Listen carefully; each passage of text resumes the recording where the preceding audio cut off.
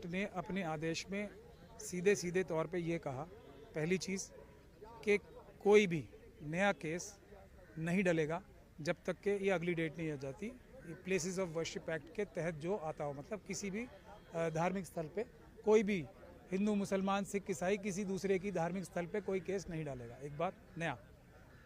दूसरा कि जो भी कोई भी कोर्ट जिसमें ये मामले लंबित भी हैं, वो कोई भी ना इंटरिम ऑर्डर यानी कि जो टेम्पररी ऑर्डर था वो पास करेगा, ना कोई फाइनल ऑर्डर पास करेगा। और स्पेसिफिकली तीसरी चीज़ का जो नाम लिया है वो है कि कोई भी सर्वे का ऑर्डर नहीं करेगा। तो ये बुनियादी तौर पे ऑर्डर हुआ है, लेकिन ये सारे ऑर्डर अगली तारीख तक के लिए हुए। और जो आपने कहा कि केंद्र सरकार तैयार हो गई, थोड़ी अजीब बात है, तैयार हो गई जैसे कोई उनके ऊपर दबाव डाला जा रहा था, लेकिन ये बात सही है, सुप्रीम कोर्ट ने उन्हें तैयार किया। वो तैयार नहीं थे, इसीलिए 4 हफ्ते का ही टाइम उन्हें दिया गया है।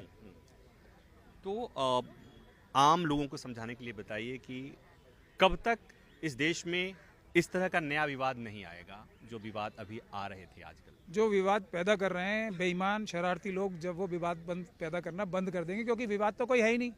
विवाद तो झूठे सबूतों के साथ आतंकवादी संगठनों द्वारा हमले करके मजहबी और धार्मिक स्थलों पे क्रिएट किया जा रहा है। विवाद तो कोई है ही नहीं ना, कहीं भी नहीं है। और जब तक वो क्रिएट करते रहेंगे, जब तक चलता रहेगा, उसे कोई ना अयोध्या की 5 जज की जजमेंट रोक पाएगी, ना कोई सुप्रीम कोर्ट में एफिडेविट दिया हुआ कि हम एक मस्जिद को नहीं तोड़ेंगे, वो काम आएगा। कुछ काम नहीं आएगा जब तक गैर संवैधानिक लोग, आतंकवादी लोग आतंकवाद करना चाहेंगे, जब तक ये कंटिन्यू रहेगा। प्राचा साहब, मैं एक वकील से बात कर रहा हूँ। जी, मैं वही बता रहा हूँ। और हम केस के बारे में बात कर रहे हैं, जो जिस तरह की आपने दलील ली कि आतंकवादी, उग्रपंथी, ठीक उसी तरह की बात आती है। तो मैं एक वकील से बात कर रहा हूँ कि प्लेसेज ऑफ वर्शिप एक्ट का जो आप लोग, उनका जो विरोध है वो तो है, आपके लिहाज से ये क्यों जरूरी है? नहीं, मेरे लिहाज से देखिए क्यों ज़रूरी इसलिए है क्योंकि फिर वही बात आ जाएगी।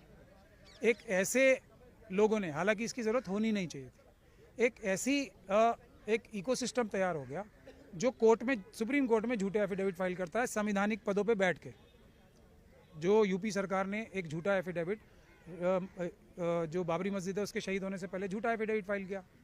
इसलिए ज़रूरत पड़ती है कि ये बोला जाता है पब्लिकली कि बहुत बड़ा तूफान आ जाएगा अगर हमारे पक्ष में फैसले नहीं आए, जबकि दूसरा पक्ष, जो कि एक दूसरा पक्ष है, वो ये कह रहा था आंखें बंद करके कि जो फैसला आएगा मान लिया जाएगा।